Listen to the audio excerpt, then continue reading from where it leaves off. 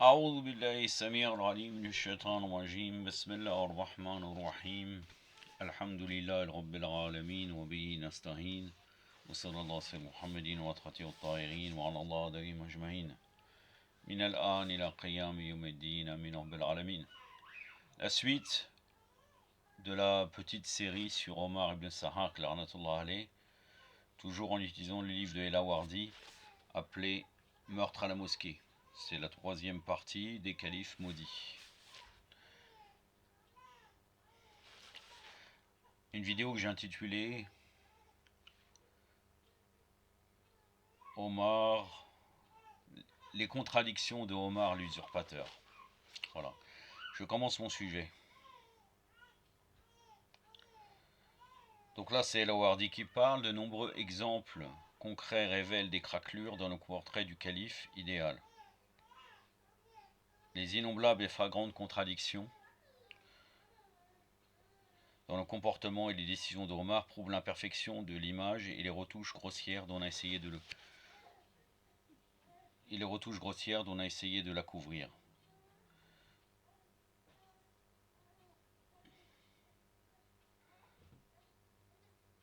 Le scandale autour de Moghera et l'attitude du calife à son égard est l'indice le plus révélateur et le plus éloquent de la dimension paradoxale de son règne. Ce que j'avais, l'attitude de Moghera, c'est par rapport à Moghera ibn Shurba, la vidéo que j'avais intitulée Un scandale sexuel à Médine. Alors qu'il avait fait clairement zina, mais il a essayé de le couvrir. On l'a vu, lui qui est si intransigeant sur le châtiment, fermer les yeux sur le libertinage avéré de son gouverneur libidineux. En fait, Omar est moins implacable qu'il n'y paraît. Le fait qu'il soit moins implacable qu'il n'y paraît, vous allez le retrouver dans Ibn Abil Hadid, donc le fameux commentateur Murtazili de Nahj al-Balagha, le volume 12, page 227 à 228, il rapporte les critiques dont l'attitude de Omar dans l'affaire Moghera a pu faire l'objet. On a vu aussi qu'il lui arrivait de confisquer la moitié des biens des gouverneurs soupçonnés de détournement de fonds. Mais s'il les tient réellement pour des voleurs, pourquoi ne pas leur appliquer les hudud, donc les châtiments corporels d'Allah en leur coupant la main? C'est une bonne question. Il leur prend leur bien, mais finalement, il n'applique pas le châtiment divin. Sur plusieurs autres points, Omar aurait été en rupture avec Abu Bakr, l'homme qui constitue son unique source de légitimité, puisque c'est Abu Bakr qui a nommé sur son lit de mort Omar.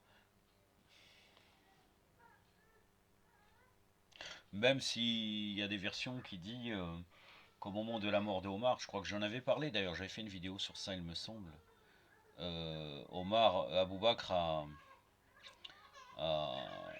comment dire, Abu Bakr avait hésité, il n'avait pas dit vraiment la phrase, il a dit une phrase, et ils ont rajouté Omar. Et après, Abu Bakr a approuvé. C'est-à-dire au moment où il dit, où il allait nommer qui sera son successeur.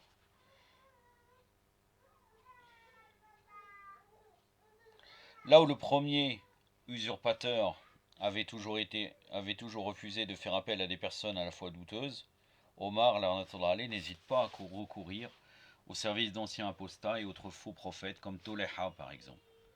Omar est d'ailleurs contre l'exécution de la peine prévue en cas d'apostasie. Vous vous rendez compte? Subhanallah. Vous allez retrouver qu'il est contre la peine d'apostasie dans Ibn Asakir, Tariq Dimashq, volume 35, page 372.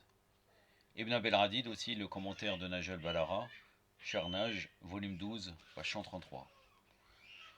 Il avait même tenté au début du règne d'Abu Bakr de dissuader ce dernier de se lancer dans une guerre d'apostasie. De fait, il se montre plus intraitable avec ceux qui boivent du vin qu'avec ceux qui renient l'islam, peut-être parce que lui-même a été souvent en proie au doute. Autre paradoxe encore, Omar, qui se présente pourtant comme le continuateur scrupuleux de l'action de Muhammad sallallahu alayhi wa Allahumma salli ala Muhammad wa ali Muhammad wa lajjal farajahum wa la'anadahum, est souvent en rupture avec l'héritage du prophète sallallahu alayhi wa alayhi. Il n'hésite pas à émettre des décrets en totale opposition avec ceux du prophète. Les deux exemples qui sont constamment rappelés par la tradition sont leur mariage provisoire dit de jouissance et les relations sexuelles pendant le pèlerinage. Relations sexuelles pendant le pèlerinage, Mohammed les permettait, sallallahu alayhi wa alayhi, Allah, le prophète Mohammed, sallallahu alayhi wa sallam, les permettait alors que Omar les interdit catégoriquement. Je vais vous donner la référence, mais avant je vais vous dire que veut dire le pèlerinage de jouissance. Hein, c'est le hajj, parce que les relations sexuelles pendant le pèlerinage, c'est hajj tamattu. Hajj tamattu, c'est pour ceux qui sont loin de la Mecque, puisqu'il y a le qiran et le ifrad. C'est hajj el-ifrad et le qiran, si je ne me trompe pas. De tête, je vous dis cela. En tout cas, c'est pour ceux qui sont dans la péninsule arabique. Il y a des distances. Et en réalité, nous, contrairement à ce que dit un certain prédicateur Bakri, qui avait fait son propre interprétation, on peut faire que le hajj tamattu. Hajj tamattu, on n'a pas le choix, on ne choisit pas les trois. Un des trois. C'est imposé par la charia. Hajj tamattu, donc c'est pour quelqu'un qui est loin. Donc en fait, avant de commencer le hajj au 7 ou 8, le 8, il me semble c'est le 8 ou le 7 d'Ul Hijjah, de mémoire. En tout cas c'est le 8, c'est sûr et certain. Est-ce que le 7 il inclut, je ne sais plus. Avant cela, partie intégrante du hajj, il y a l'Omra. On doit faire l'Omra dans un des 3 mois, puisqu'il est dit 3 mois, vous pouvez faire le hajj dans les 3 mois. Et là on reste sur place, hein, et après on rejoint, en ce moment-là on enlève l'ihram, après avoir fait l'Omra. Et là, on aura le droit de toucher sa femme. Ça s'appelle le hajj tamattu. Et après, on va vers les ramals du hajj bien déterminés au mois de Dhul Hijjah. Hein. Et là, donc en vérité, on pourrait arriver par exemple au premier Dhul Hijjah, on fait l'Omra, on enlève notre état d'Iram, alors qu'en vérité, cet Omra fait partie du hajj. Et par la suite, on peut avoir des relations. C'est la chose que Omar a interdit. Ça s'appelle le hajj tamattu, le hajj de jouissance, puisqu'après on fait le ramal du hajj, tout ça, mais c'est comme ça. Donc il est interdit catégoriquement. Vous allez retrouver ça dans Mousnad d'Ahmed ibn Hanbal, l'Arnatullah Ali, le volume 1, page 437, et le volume 22, page 365. El Bayhaqi, Marifat El Sunan wal Asar, le volume 10, page 179. Sunan El Bayhaqi, volume 7, page 335. Ibn Shiba, Tarikh al-Medina, volume 2, page 720. 15, donc c'est Mutaqi al-Indi, c'est 15 el-Romal, volume 16, page 520. Donc une source Bakri, hein. Je précise parce que Kanz al-Rammal, je ne sais pas c'est quoi le problème des chiites à le citer tout le temps dans des compilations de hadiths du prophète. Sallallahu alayhi wa alayhi. Même quand c'est un livre qui a vocation chiite, ce n'est pas un livre pour argumenter avec des hadiths éventuellement qui tendront à prouver notre croyance ou bien la wilaya de l'imam Ali alayhi salam. C'est là qu'on touche à l'expression la plus aboutie de ce paradoxe capital dans le règne de Omar. Il se présente comme le successeur du prophète, sallallahu alayhi wa alayhi, mais se positionne en même temps dans une certaine mesure comme son rival. Une des preuves de cette rivalité posthume est la démarche franchement iconoclaste de Omar quand il s'agit de la mémoire de Mohammed sallallahu alayhi wa alayhi, lorsqu'il apprend que les fidèles font leur prière sous l'arbre du fameux serment d'allégeance, Bayat al-Rodwan. Sous cet arbre, il y avait quelques partisans du prophète sallallahu alayhi wa alayhi qui avaient prêté serment en l'an 6 de l'Hégire, donc c'est 628 de l'ère chrétienne, durant l'expédition d'El Hudaybiyah. Il craint de le voir devenir un objet d'idolâtrie. Omar ordonne à son bon fils de boucheron que l'arbre soit coupé. On pourrait voir dans cet acte une métaphore de la rupture avec l'ère prophétique. On va retrouver le fait que Omar coupe l'arbre. Il ordonne qu'il soit coupé. On va retrouver cela dans Tabaqat el-Kobra, volume 2, page 100, Ibn Jawzi, Mutardim, volume 3, page 276, Ibn Jawzi, Manaqib Omar, page 430. Manaqib Omar. Donc les mérites d'Omar pour Ibn Jawzi, c'est aussi d'avoir coupé l'arbre, puisqu'il le relate. L'arbre où ils ont prêté serment, les compagnons, sallallahu alayhi. Les compagnons du prophète, sallallahu alayhi. Ibn Abi Shayba, Musannaf, volume 2, page 150. Yaqoud, Mojam al-Buldan, volume 3, page 325. Je voudrais souligner qu'une des particularités des taroutes et des dirigeants quand ils prennent le pouvoir, surtout quand ils font un coup d'État, c'est d'effacer toute trace du précédent. Là, il se veut soi-disant calife du prophète, sallallahu alayhi wa alayhi, et en même temps il efface les traces du prophète en rasant l'arbre où il a été célébré en dessous le traité de le traité de Hudaybiyah, le sermon aussi, le sermon d'Hudaybiyah. Donc là on peut voir, même les Abbassides, par exemple les Omeyyades, quand ils étaient au pouvoir et qu'après il y avait les Abbassides qui ont pris, ils ont cherché à effacer toutes les traces des Omeyyades. Et inversement aussi, et aussi même à l'intérieur, pas inversement, mais à l'intérieur même des Abbassides, quand ils étaient en opposition totale avec le précédent calife, usurpateur, ils effaçaient ces traces. Et on peut le voir même maintenant avec des rois qui renversent un autre roi, et à travers l'histoire de l'humanité, ça a toujours été comme cela. Donc on peut se poser la question comment Omar, l'arnatullah alayh, voyait le prophète. Comme un roi peut-être. Il croit qu'il a le droit, il a pris le pouvoir, il efface toutes les traces du prophète, l'arnatullah alayh. L'arnatullah ala Omar. Omar est résolument l'homme de toutes les contradictions. Sous son règne, l'État islamique aura connu une prodigieuse expansion grâce à des conquêtes spectaculaires et de grandes victoires militaires. Pourtant, lui-même n'a participé à aucune bataille. Son tempérament violent est en totale opposition avec son attitude peureuse face à la guerre. Déjà à l'époque du prophète sallallahu alayhi wa sallam, il n'avait pas eu de grands faits d'armes. Pendant le règne d'Abou Bakr, quand les guerres d'Abou-Stasie battaient leur plein, il n'avait pas pris les armes une seule fois. Même quand il devient calife et que ses armées sont déployées dans différentes régions, il ne daigne pas se rendre sur le moindre champ de bataille.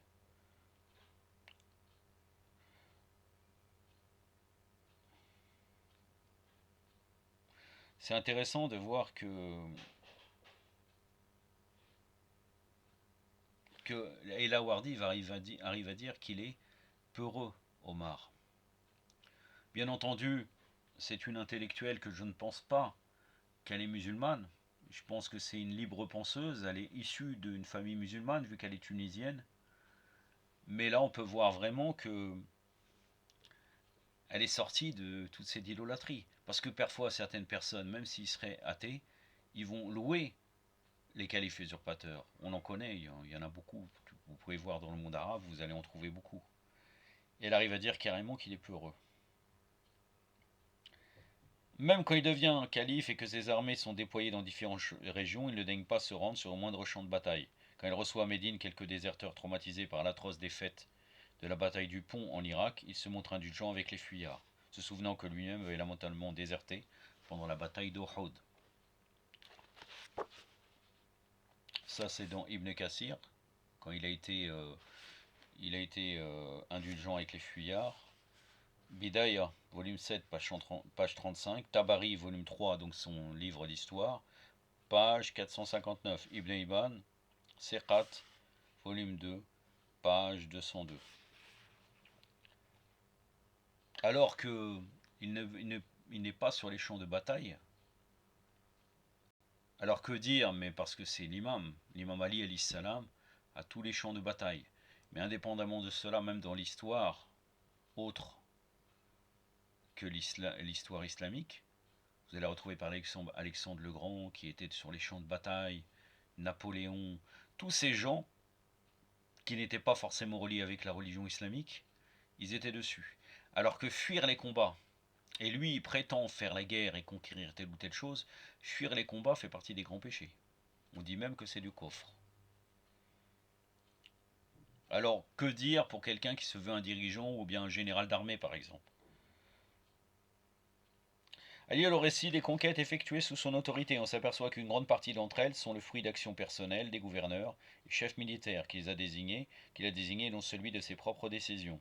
Très souvent, c'est qu'on dit voilà, telle personne, on va dire Omar a conquéri le Perse, on va dire telle personne a conquéri telle chose, alors qu'en réalité il n'a rien participé. Parfois même les actions militaires, le choix des actions militaires, comment bouger, ce n'est même pas eux. L'action revient uniquement au général et à celui qui a dirigé l'armée. Mais malgré ça, on va dire tel dirigeant, il a conquéri telle terre. C'est étrange.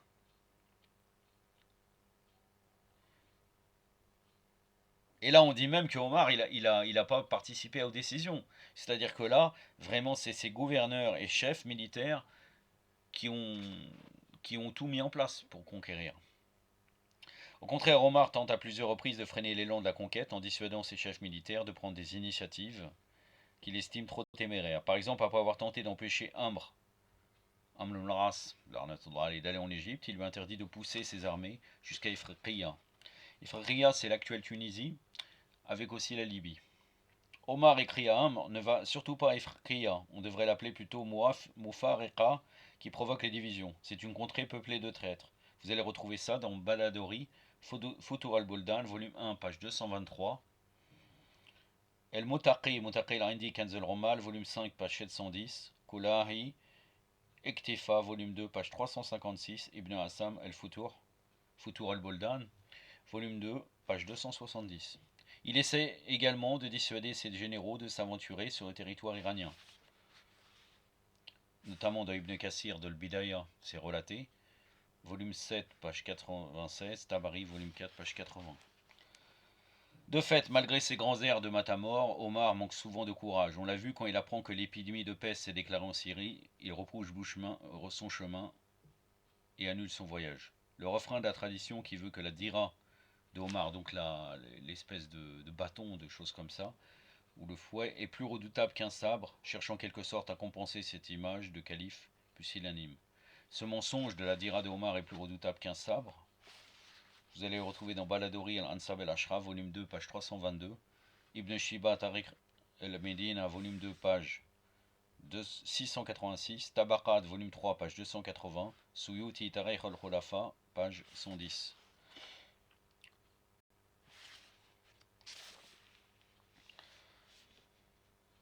Par ailleurs, on a vu à quel point la tradition chante les louanges de la vie ascétique du calife,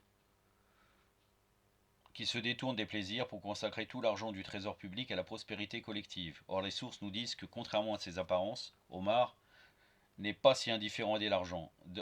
En plus de son salaire de calife et de la rente des terres qu'il possède, il continue ses activités de commerçant. Sur ce point, la tradition ne résout pas une flagrante contradiction.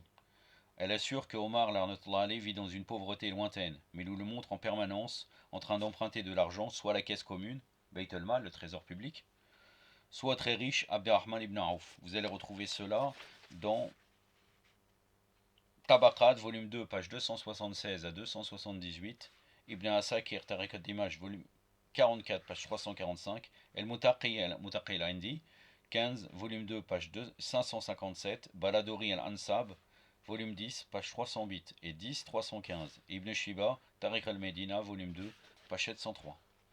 Pourquoi le calife usurpateur qui prône une existence humble a-t-il besoin de telles sommes? Par ailleurs, Omar reconnaît qu'il pense à ses transactions commerciales même pendant la prière. Subhanallah. C'est lui, soi-disant, un pieux, calife usurpateur, mais nommé calife du prophète, sallallahu alayhi wa alayhi. Vu par les gens comme cela et se prendre pour cela. L'arnatullah alayhi. Il est si préoccupé par l'argent qu'il lui arrive, vous-t-il, de compter pendant la prière les taxes qu'il va encaisser ou le bétail qu'il envoyait vers la Syrie. C'est ça, c'est ça la présence du cœur. La présence du cœur, c'est ça. Et oui. Incapable de se concentrer, il doit reprendre à chaque fois la lecture des versets du Coran depuis le début.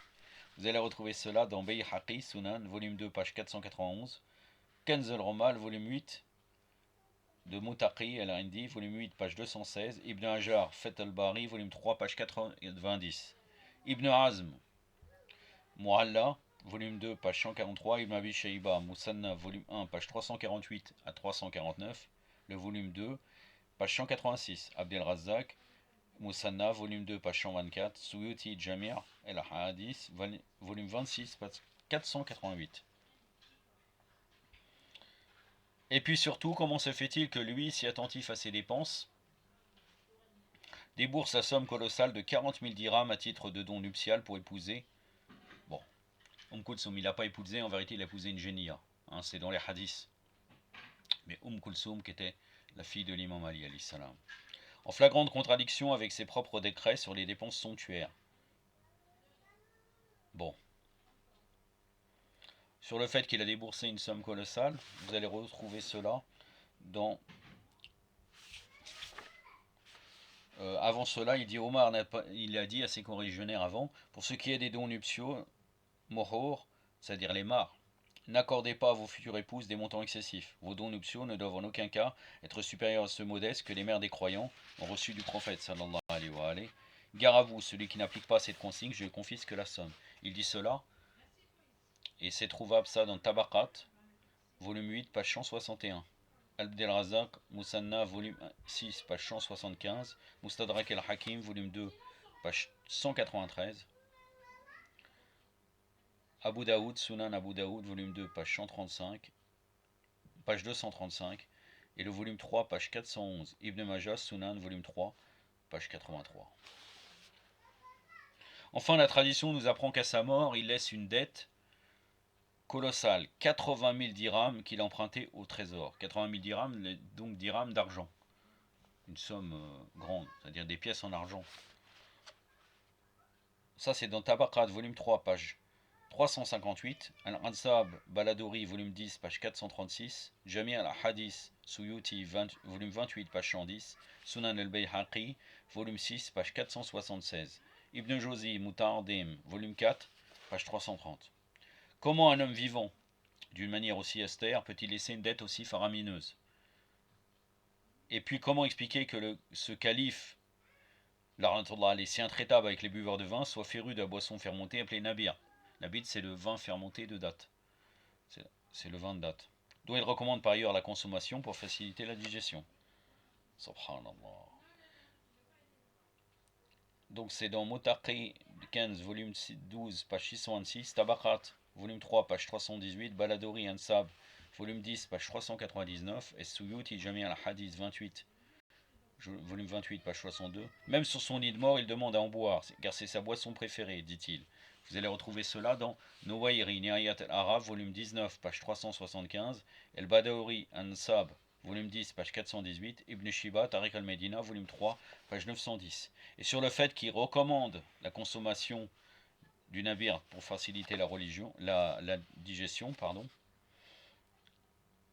Un lapsus révélateur, pour faciliter la religion, bien sûr. Pour sa religion, c'est tellement dur, son hypocrisie, qu'il faut qu'il boive du nabid pour pouvoir faire cela. Pour pouvoir passer son hypocrisie, peut-être, hein, c'est possible. Je vois que c'était un lapsus, mais moi je pense un lapsus révélateur. Allahu Akbar. Donc ça, le fait qu'il recommande le vin de Nabid pour faciliter la digestion, vous allez le retrouver dans Bayhaqi, Sunan al-Bayhaqi, volume 8, page 619, Darqutni Sunan, volume 5, page 469, Motaqi, Kanz al-Romal, volume 5, page 514, et 5, 522, Ibn Abi Shayba, Musannaf, volume 5, page 79, et 5, 110. Sur le plan politique, les contradictions d'Omar sont liégeons. Prenons l'exemple de son attitude avec les étrangers, catégorie qui inclut aussi bien les non-arabes que les non-musulmans. D'un côté, il refuse de prendre à son service des juifs et des chrétiens, et il l'interdit à ses gouverneurs également. Ça, vous allez le retrouver qu'il l'interdit dans le commentaire de Ibn Kassir, volume 2, page 107, Suyuti Jami' al-Hadith, volume 26, page 452, Ibn Hajar, Fath al-Bari, volume 13, page 184, Ibn Qudayba, Uyun al-Arbar, volume 1, page 102, Abhishi, Mustadraf, page 123. Je sais que ça peut être un peu lourd, le fait de citer autant de références, mais ça vous donne des armes. Si un jour vous discutez, ils vont dire oui, mais c'est dans quel livre? Parce que très souvent ils font cela. Par exemple avec moi, ils vont jouer sur le fait de la langue arabe. Alors qu'en réalité, ce que je dis, c'est dans leur livre. Là, c'est basé sur les livres des Lawardi, mais à chaque fois, je ramène des références. Quand je parle d'eux, de ces maudits, je ramène toujours des références. Je ne l'ai pas inventé, ils ont qu'à vérifier, mais ils ne veulent pas vérifier, puisque moi je suis chiite, donc à partir de là c'est condamné. Mais le pire, ce qui est très contradictoire, c'est que vraiment, je m'adresse aux chiites. Ne pensez pas que quand je vous parle de cela, c'est pour argumenter avec ces gens. Je ne les convaincrai pas. Ça, j'en suis persuadé. C'est juste pour vous donner des armes et parler aussi de faits historiques. C'est intéressant. On ignore beaucoup de choses sur cette biographie maudite en vérité. Donc il refuse de prendre à son service des juifs et des chrétiens. Il l'interdit à ses gouverneurs, mais de l'autre, pour le calcul des donations qu'il doit verser aux compagnons, le même Omar préfère faire appel à un Byzantin qu'il demande à Muawiyah de lui envoyer de Syrie. Vous allez retrouver cette information dans le Baladori, Ansab al-Ashraf, volume 10, page 304. Le calife usurpateur peut se révéler intolérant, ordonnant par exemple la destruction des églises. Hein, ça, c'est dans Ibn Asakir, Tariq ad-Dimaj, volume 2, page 182. Et interdisant aux musulmans de lire autre chose que le Coran. Malaq Omar de Ibn Jawzi le relate, page 433. Suyuti Jami al-Hadith, volume 25, page 295. Et 15 de Mutaqi al-Indi, 15 al-Romal, volume 1, page 373. Aux antipodes de cette attitude, beaucoup de récits montrent Omar plutôt curieux du contenu de la Bible, interrogeant des prêtres sur les prophéties qu'elle contiendrait au sujet de l'islam et de sa propre personne. Par exemple, Omar il interroge un jour des prêtres, Asqouf, que disent vos livres de nous, la Torah? Dans nos livres, on parle de ton caractère et de tes agissements, mais tu n'es jamais nommé. Ah, dit Omar, et par quel vocable suis-je désigné? Corne de fer, lui dit-on. Il s'extasie, l'appellation lui plaît. Corne de fer, oui, lui répond-on, un prince très sévère. Grâce à Allah, s'exclame-t-il. Vous allez retrouver ça dans Ibn Abi Shayba, Musannaf, volume 7, page 519. Ibn Asakir, Tariq ad-Dimashq, volume 42, page 426. 15 de Al-Romal, Muntaqi al-Indi, volume 12, page 559. Et Dahabi, Tariq, volume 3, page 475.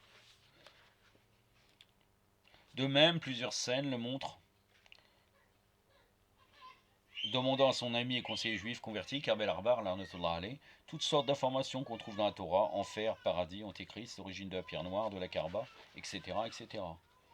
Ça c'est dans Abishi, Mustadraf, volume 112, non, page 112, Tahrir, Tabari, volume 3, page 627, Suyuti et Dur al-Mansour, volume 1, page 326, Al-Asraqi, Arbar al-Makka, volume 1, page 329. Son attitude envers les Juifs résume bien ses postures viscérablement contradictoires. Après les avoir traités avec égard à Jérusalem au point d'être nommé par eux le Farouk, regardez, c'est eux qui l'ont appelé le Farouk. Hein. Le Sauveur, alors qu'en vérité, l'imam Ali alayhi salam, il dit je suis le véridique, je suis Anes Siddiq, wa Farouk al-Akbar. Et celui qui dit autre chose est un menteur. C'est-à-dire qu'il dit autre chose qui s'attribue ces titres-là. Le Sauveur, 3 ans plus tard, ils expulsent de Khaybar, de Najran et de toute la péninsule arabique et font fisc tous leurs biens. Pour justifier sa décision, le fait de les avoir expulsés, il se fonde sur un hadith du prophète, sallallahu alayhi wa sallam, qui à l'article de la mort aurait dit, ce n'est pas sûr, hein, deux religions ne doivent pas coexister dans la péninsule arabique, Bidaya et Aya, donc ça c'est dans Ibn Kassir, volume 4, page 249. Il est surprenant de voir que Omar aurait eu le scrupule de respecter cette ultime consigne de prophète, sallallahu alayhi wa sallam, alors qu'il l'a empêché de faire un testament. Donc est-ce que c'est vrai cette histoire-là? Je ne sais pas. Mais en tout cas, il l'a empêché de faire le testament qui allait nommer l'imam Ali alayhi salam, donc la calamité du jeudi, relatée notamment dans les livres des Mukhalifin par Ibn Abbas. Vous allez retrouver beaucoup plus de détails sur ce sujet-là dans Kitab Samarkais ila Ali. Rendons-nous y aller.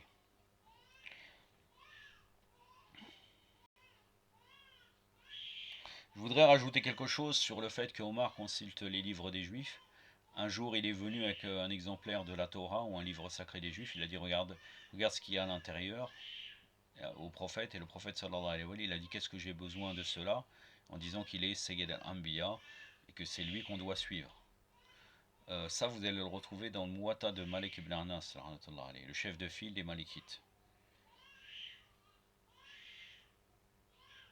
Et d'ailleurs, il est connu aussi, on peut retrouver cela dans leurs livres, que Omar, il consultait les rabbins, etc., parce qu'il lui avait promis un bon futur. Donc on peut comprendre aussi, puisqu'il avait l'habitude d'aller voir des devins juifs, qui lui ont dit, voilà, cette religion va prospérer, et donc deviens musulman. Hein, deviens musulman de façade, et on voit aussi que tu auras le pouvoir. Ces sujets sont terrifiés. Pardon. On retrouve la même contradiction au sujet des Perses. Catégorie importante puisque c'est à elle à travers Feyrouz ou Pirouz que l'on fera porter la responsabilité, Firouz de Narandi, redonnant aller Abu Lurlou, alayhi salam, que l'on fera porter la responsabilité de la mort du deuxième calife usurpateur. On nous dit d'une part qu'il reçoit avec égard Hormuzan, le gouverneur sassanide de Shushtar, et qu'il le prend comme conseiller. De l'autre, on nous dit qu'il méprise les Perses, les traitant d'ennemis d'Allah, d'escrocs et de fraudeurs, et les redoute tellement qu'il leur interdit de s'installer à Médine. Il prend comme gouverneur le gouverneur sassanide de Shustar et il dit que les Perses sont des fraudeurs. Subhanallah. Vous allez retrouver cela dans Abishi Mustadraf, page 123. Ces sujets sont terrifiés par sa violence, par son écrasante autorité, tout en restant fascinés par ce calife modeste, proche d'eux, vivant humblement, bienveillant à leur égard, leur prodiguant généreusement les aides, leur faisant même la cuisine. Ibn Asir, Jami al-Rasoul, volume 5, page 13, Mutaqi Kanz al-Rummal, volume 5, page 685, Muhaib ad-Din al-Tabari, al-Riyad al-Nadira, volume 2, page 384. Il leur demande de dénoncer la moindre injustice qu'ils subissent de la part de ces gouverneurs. Ces derniers ont du reste l'interdiction de frapper et d'humilier les gens. Lors même que Omar s'octroie le droit de distribuer des coups de Sadira pour un oui ou pour un non. Il est rude avec ses sujets, mais en même temps d'un abord facile, refusant toute forme de protocole, ne prenant même pas de chambellan ni de garde. Il fait sa prière à la mosquée où tout le monde peut s'adresser à lui. C'est là d'ailleurs qu'Hormuzan, l'ancien gouverneur sassanide de Shushtar, le voit pour la première fois, le trouvant endormi sans garde. Il s'exclame: voilà un roi bienheureux. Ça, vous allez retrouver cela dans Bidaya wa Nihaya, Ibn Kassir, volume 7, page 100. Ibn Jawzi, Manaqib Omar, page 497. Tabaqat, volume 3, page 293. Ibn Asakir, Tariq al-Dimash, volume 44, page 319. Ansab el-Ashraf, Baladori, volume 10, page 346.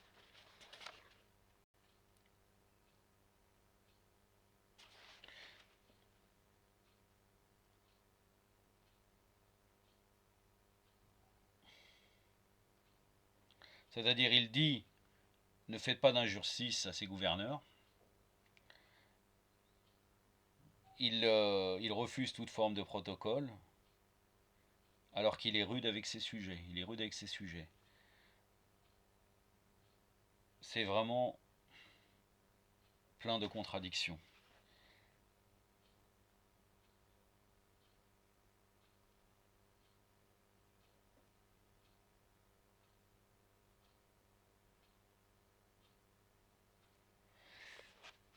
Mais Omar joue comme s'il est heureux, mais est-il vraiment bien heureux?